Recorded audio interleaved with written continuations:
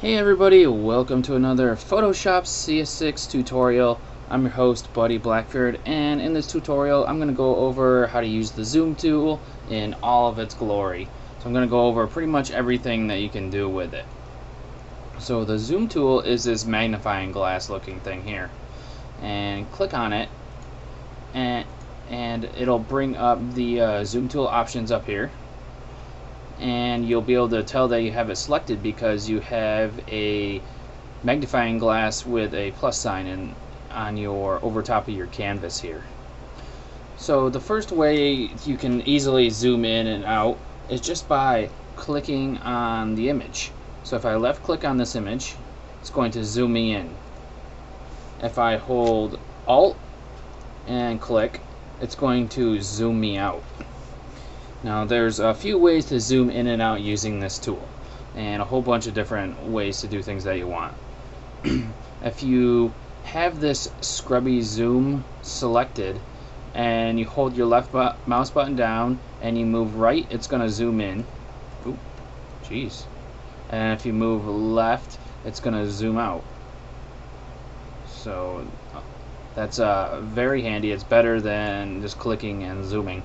But one thing about clicking and zooming is it kind of centers the image more over to where you clicked and zoomed. If you uncheck scrubby zoom, now you can make a bounding box of where you want to zoom into. So maybe I want to zoom in on these tires. So that's how you do that. Let me uncheck it. They both have their uses. They're both pretty decent. And as you can tell, like if I start zooming in on something like here and then I start zooming out, it'll automatically usually centers it for you so that your canvas isn't over here on like the corner or something like that. Now we've got a couple things buttons going on up here: actual pixels, fit screen, fill screen, print size.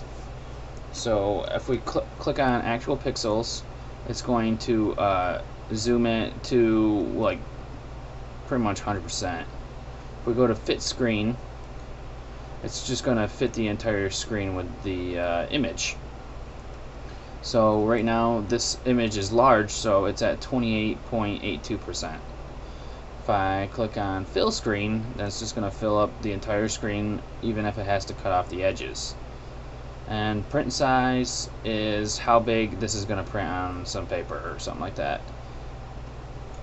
There's a little cool hotkey that you can use to zoom in temporarily, and it'll snap back to what it's at. So if you hold down the H key while you have the zoom button here clicked and drag, it'll temporarily zoom in a little bit for you. And then if you let the H key go, it'll snap back. So that's just like a cool little thing you can do if you're working and need to like zoom in temporarily. Now you got a couple checkboxes up here that are kind of self-explanatory. Zoom all windows here will zoom both of these two windows at the same time. So remember what this one looks like, pretty zoomed in there, and this one, if I zoom in, this one also zoomed in. So that's what zoom all windows means. And then we got resize windows to fit. So if I click on it, it's gonna just like try to fit it for you, and I don't really like it too much, so I don't really use resize windows to fit. Then you can also select if you want to zoom out or zoom in by selecting either the plus or minus magnifying glass there. And there are some presets, but I'm not gonna get into that today. So like maybe you want to have one that zooms in a certain amount, you can set that up. Now you can zoom in also without even having to use be on the zoom tool, which is pretty neat. If you click on any other tool, so I'll click on this magic wand tool here, you hold down Control Spacebar, and you can see it turns into the zoom tool, which you can click and zoom out or zoom in. If you hold Alt while you're holding Control and Spacebar, you can zoom out. So that's just a quick way to do it, and then let go of the hotkeys to get back onto the tool that you were using, which is pretty sweet.